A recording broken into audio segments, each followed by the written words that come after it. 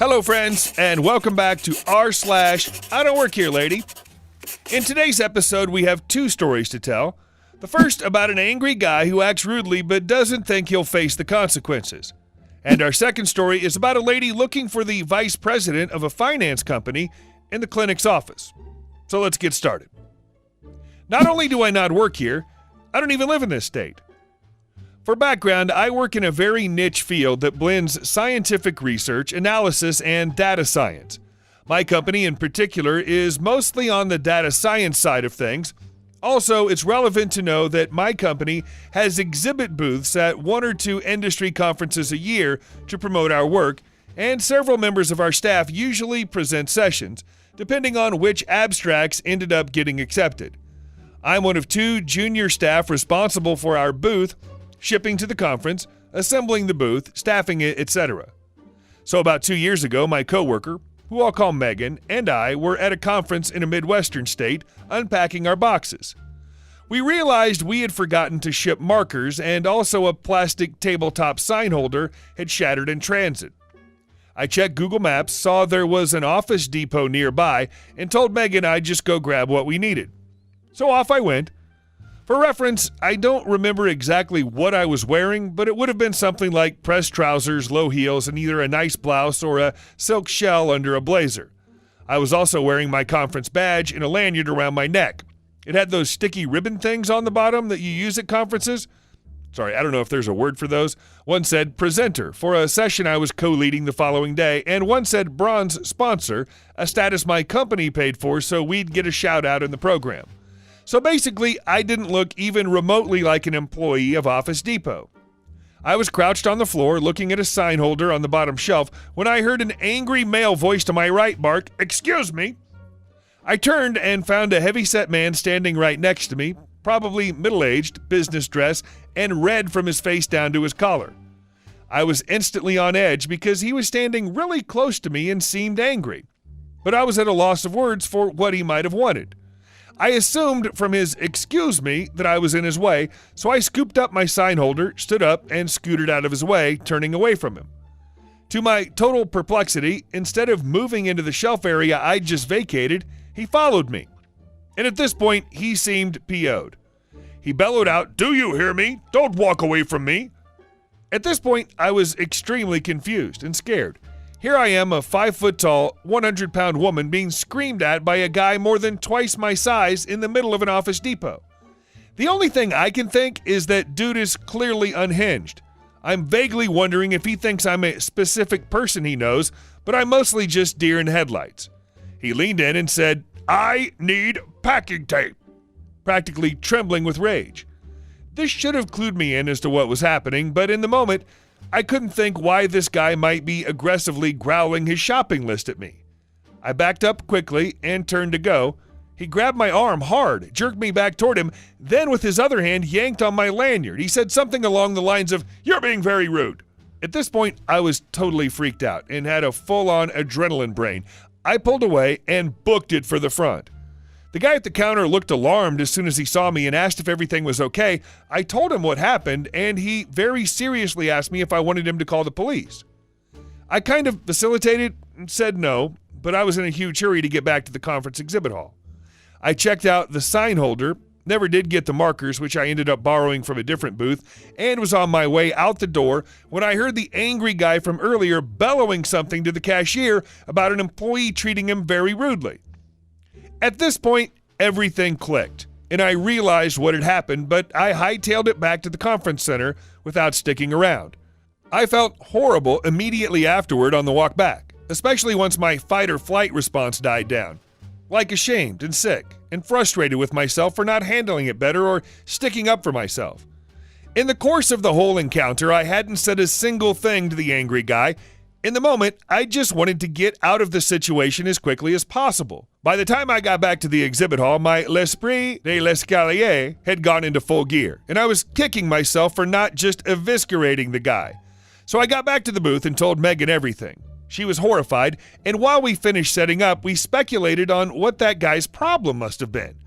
We both figured he must have been confused by the conference badge and thought it was a store name tag. Our mutual conclusion, what a psycho. Later that day, I'm walking around the exhibit hall while Megan mans the booth, and I see the angry guy. He's sitting behind a booth for a software vendor that makes a product for our industry.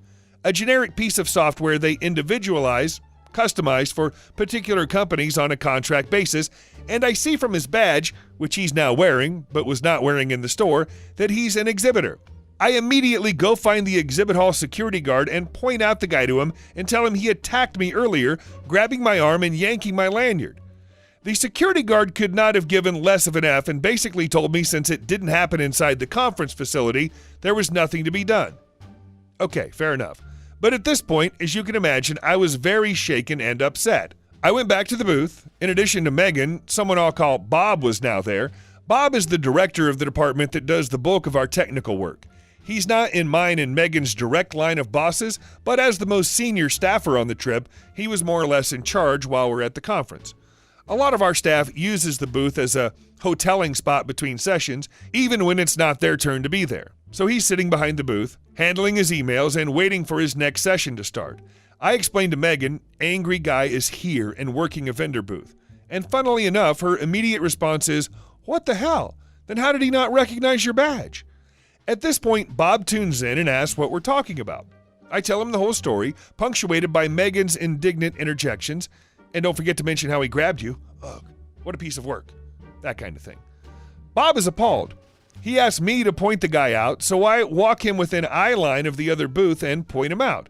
I don't know exactly what happened after that, but the following day, angry guy found me in the session room getting my slide deck set up for my presentation, and in front of my co-presenter and a few early arrivers, issued the most awkward and phony non-apology I've ever heard. Basically, at no point did he acknowledge what he did was abhorrent, and continually implied I was tricking him by looking like I worked at Office Depot and not immediately correcting his mistake, despite the fact I had no idea he thought I worked there while events were unfolding. I guess it's my responsibility to go around informing people I don't work for random businesses. I just smiled tightly and said, "Well, hopefully this will be a lesson learned for you. I need to get back to setting up now." He did not stick around for my session. I found out later that Bob, who is highly respected and has a lot of connections, spread the word at the conference that this guy was a jerk to one of his junior colleagues, and two different people at different organizations backed out of deals with this vendor and let them know why. So I'm betting that the vendor was not pleased their employees cost them 2 contracts and poisoned their reputation with a lot of potential clients. Given how small our field is and how specific that software product is to our field, it's very possible they may never sell another contract on it again. There's a competitor product that's just as good and an open source alternative that's clunky but serviceable. And our second story.